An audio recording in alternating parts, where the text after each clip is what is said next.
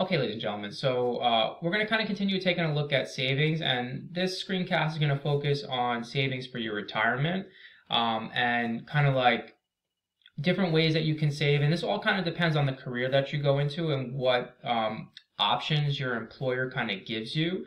Some of it you can do outside of your employer, but some of these ideas are kind of like run through the employer and run through whoever or what type of profession you might have and what company you might work for. So I think the first important thing we have to kind of take a look at with retirement is something that is sponsored through the federal government.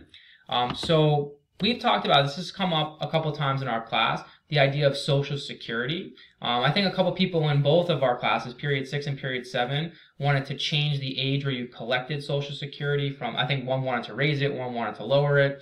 But I think it's a first important thing to kind of understand here is that if you work in the United States, they are going to take out for Social Security from your paycheck. So this is kind of what I would call a government-sponsored savings plan for your retirement.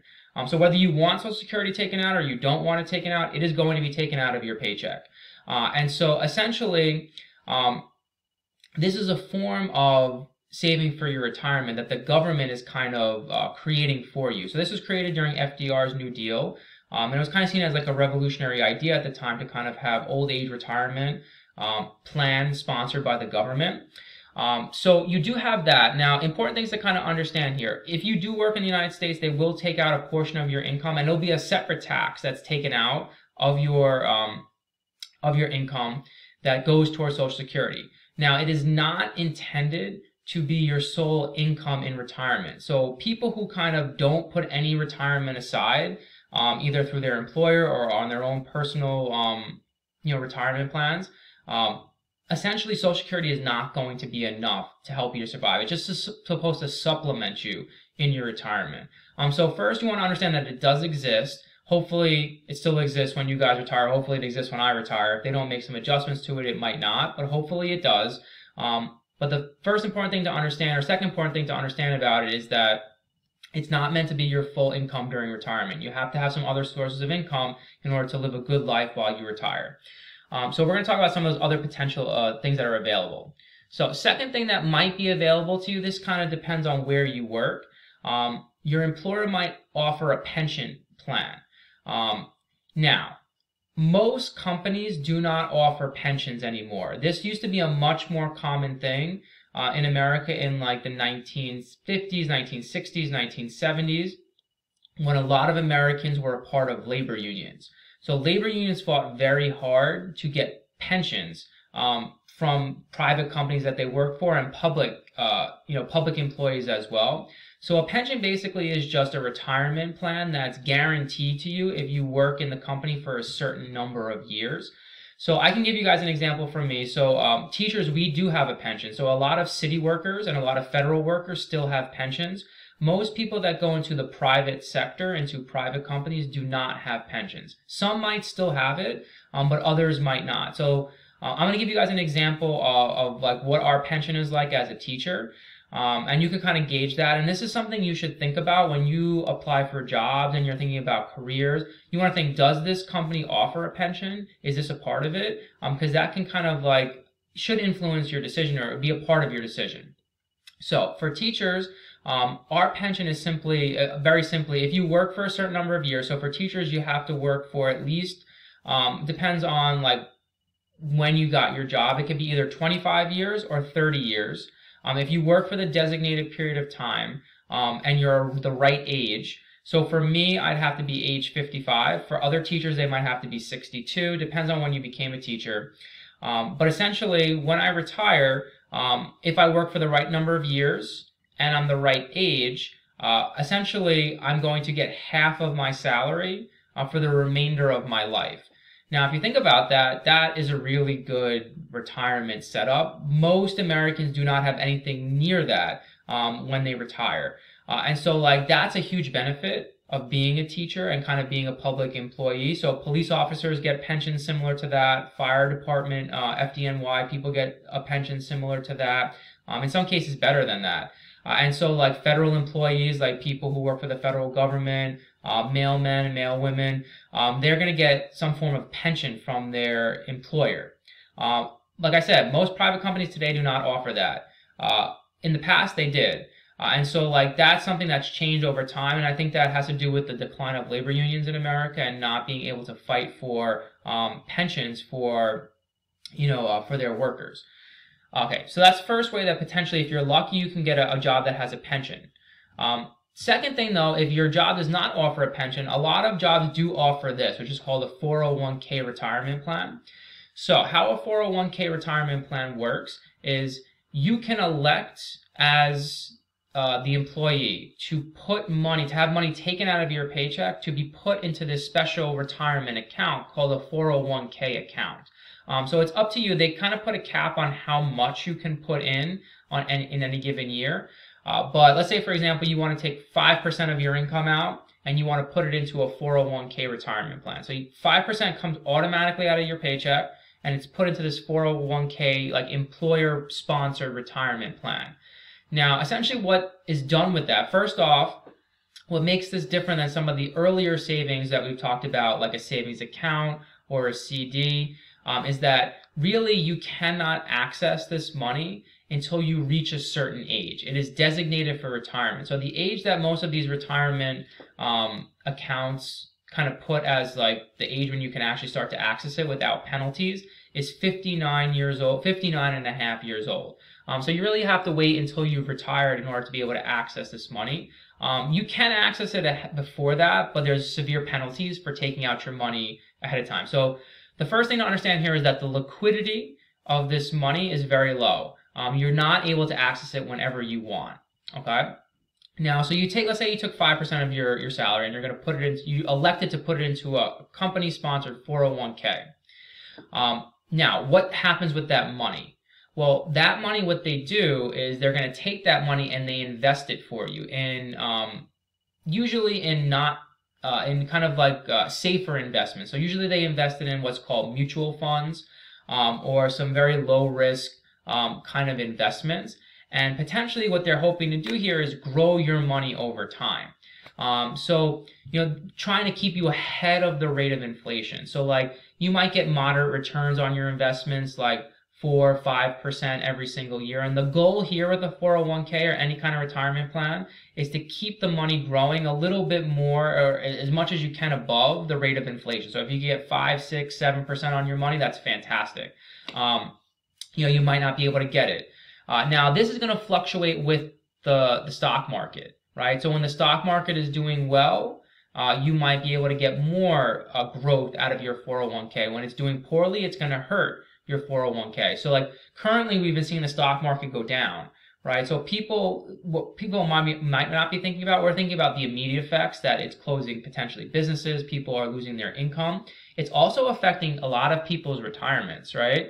If the market doesn't rebound, potentially like a lot of people's retirements have been diminished as a result of, the stock market declining. And so like that's one way that you can kind of potentially save for your retirement. Now, an important aspect of this, some companies will offer you something called matching. Now, what does that mean? What it means is that essentially for whatever money you elect to put into it, let's say you elected to take 3% of your salary and put it into your 401k, some companies will also match whatever you put in and they'll put in the same amount for you. So if a company offers that, that's fantastic because it's going to help your retirement account to grow faster and greater than essentially it would if you were just putting it on your own. So those are the first two potential ways. Now, with 401ks and things like this, these are elective programs, right? It's not guaranteed to you that you put it in there or you have an account like this, and you don't have to. Even if the company does offer a 401k, you don't have to do it. So my advice to you is if your company offers, say you get a job, you turn 21, 22 and you graduate college and you get a job, if they offer something like this, like teachers, we don't have 401ks, but we have something called the TDA, which is very similar to this, except it has more of a guaranteed interest rate. My advice to you is if your company offers something like this, you do it from day one. Day one is very important. You do it right when you start working. You don't wait 10, 15 years to start putting into your 401k. Because if you think about it, the earlier you start that account, the more the interest is going to grow over time, and that's going to benefit you tremendously when you retire. So my advice is to start putting into these accounts when you get a job, like right away. Now, let's say you're not lucky and your company does not offer a 401k. There are other options for you that you could pursue. So the other option that you could pursue is something kind of independent of a company called an IRA or a Roth IRA. So these are similar to each other, but there's like one key difference between them. So what IRA stands for is an individual retirement account. And you can just go to a bank and you can just open this up. You could do it now, actually, if you wanted to when you're 18, 19. You don't necessarily have to have a job, although that would obviously make it easier to kind of open up an IRA. Now, let's talk about what this means and kind of how it works and helps you for your retirement. So an IRA is very similar to a 401k in that essentially you're going to put a portion of your income into this account every single year. And so it can grow over time just by you kind of depositing money in it. Now, again, there's liquidity aspects to it and interest rates aspects to it. So the liquidity aspect of an IRA or a Roth IRA, first thing to understand is that, again, you really can't access this money without paying severe penalties. So the number again is 59 and a half. So you're going to have to be 59 and a half years old before you can actually access this money without paying penalties on it. So it's designated for retirement. So this is money that you don't need in the immediate future, you don't need immediately, that you're designating for retirement. Now, what's good about these things, about IRAs and Roth IRAs and 401ks, the fact that there's penalties and you really can't touch it, essentially it's going to almost guarantee that you're going to have some income for you in your retirement, which is a very important thing to have. Now, let's kind of get into the details a little bit of it. So first off, liquidity is low. It's built for retirement. Second thing is, just like a 401k, it's kind of built off of investments. So essentially, they're going to take your money and they're going to invest it in mostly mutual funds and like some safe investments to try and, again, grow your money as much as possible. Trying to keep above the rate of inflation, looking for 4, 5, 6% growth. Now, you can kind of choose in like some of these different retirement plans, like how aggressive you want to be in your investments. If you're somebody who's kind of a risk taker and you want to throw your money into more aggressive investments, you can do that. If you want to pick more safer investments, you can do that as well. And so like there's some options here. Now, what is the difference between an IRA and a Roth IRA? Now, the key difference here is when they tax your money. So with the Roth IRA, you're going to pay your taxes up front, okay? And what that means is that essentially, before you are allowed to put your money in the Roth IRA, you're going to pay taxes on that money as a part of your income, okay? Now, when you take money out of a Roth IRA, they don't tax you on it at all. So you pay your taxes up front before you put it in the account.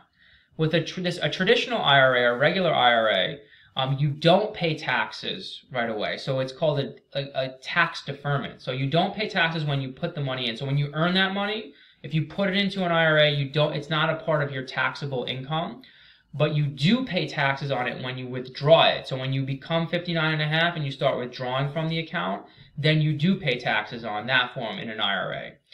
So it's kind of interesting. These are some different ways that you can kind of save for your retirement. I think the key thing here is to actually save for your retirement. If you look back at that statistic that I showed you in the last screencast, a lot of Americans don't save for retirement, and that puts them in a horrible position to really do well once they reach, 60, 65. And so you want to be in a position where you're comfortable and you kind of have money that you can rely on when you do decide to retire. All right, we're going to wrap it up there, and then we'll kind of continue with more personal finance in some of our lessons kind of going forward.